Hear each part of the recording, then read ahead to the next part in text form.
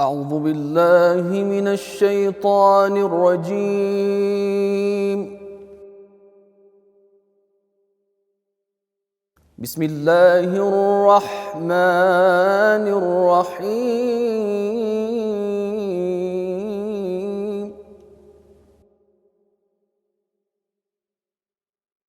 إن هذا القرآن يهدي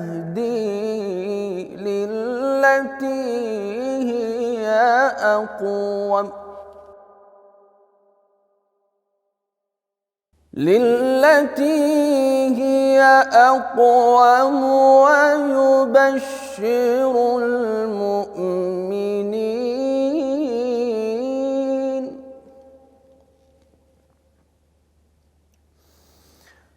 ويبشر المؤمنين الذين يعملون الصالحات أن لهم أجرا كبيرا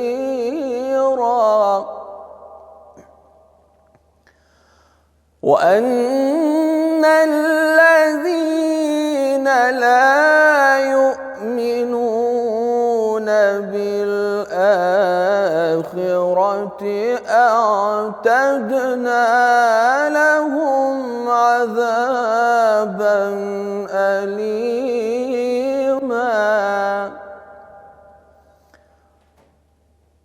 ويدعو الإنسان بالشر دعاءه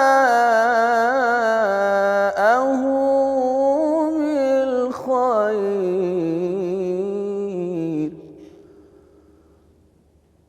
وكان الإنسان عجولا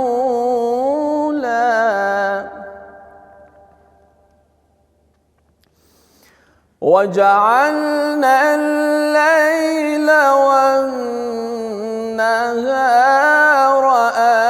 آيتين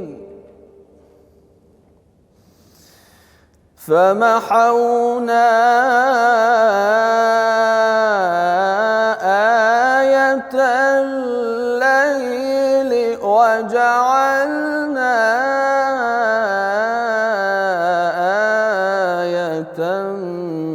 النهار مبصرة لتبتغوا فضلا من ربكم ولتعلموا عدد السنين والحساب